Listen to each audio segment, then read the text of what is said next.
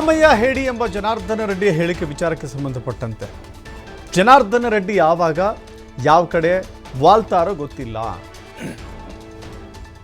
ಸಮಯ ಸಂದರ್ಭಕ್ಕೆ ತಕ್ಕಂತೆ ಇರ್ತಾರೆ, ಅವರ ಬಗ್ಗೆ ಹೆಚ್ಚು ಮಾತನಾಡೋದಿಲ್ಲ.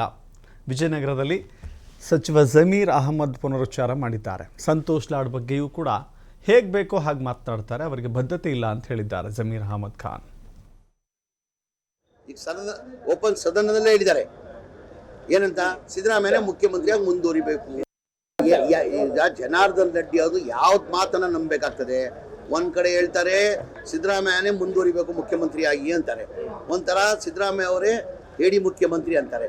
ಯಾವ ಮಾತು ತಗೊಂತೀರೋ ನೀವು ಅವ್ರು ಯಾವ್ದನ್ನ ಸ್ಟ್ಯಾಂಡ್ ಇದೆಯಾ? ಯಾವ್ದನ್ನ ಮನುಷ್ಯಂಗೆ ಒಂದು ಸಿಂಗಲ್ ಸ್ಟ್ಯಾಂಡ್ ಇರಬೇಕು.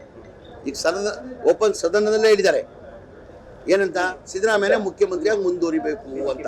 ಇಲ್ಲ, ಅವ್ರಿಗೆ ಜವಾಬ್ದಾರಿ ಅಂತಾನೆ ಇಲ್ಲ. ಅವ್ರು ಏನು ಕಾಲ ತಕ್ಕಂಗೆ ಮಾತಾಡ್ತಾರೆ. ಅವ್ರು ಕಾಲ ತಕ್ಕಂಗೆ ಅವ್ರು ಏನು ಮಾಡ್ತಾರೆ, ಒಂದು ಬಿಸ್ನೆಸ್ ಮ್ಯಾನ್, ಅವರು ರಾಜಕಾರಣಿ ಅಲ್ಲ, ಅವರು ಬಿಸ್ನೆಸ್ ಮ್ಯಾನ್. ಅವರು ಕಾಲ ತಕ್ಕಂಗೆ ಹೇಳ್ತಾರೆ. ಶೇರ್ ಮಾರ್ಕೆಟ್ ಹೆಂಗಿರ್ತದೆ ಹಂಗೆ, ಈ ಶೇರ್ ಮಾರ್ಕೆಟ್ ಜಾಸ್ತಿ ಆದರೆ ಅಲ್ಲಿ ಹೋಗೋದು, ಈ ಶೇರ್ ಮಾರ್ಕೆಟ್ ಅದಕ್ಕೆ ಕಟ್ಟೋದು, ಈ ಶೇರ್ ಮಾರ್ಕೆಟ್ ವ್ಯಾಲ್ಯೂ ಜಾಸ್ತಿ ಆದರೆ ಅದಕ್ಕಂತ.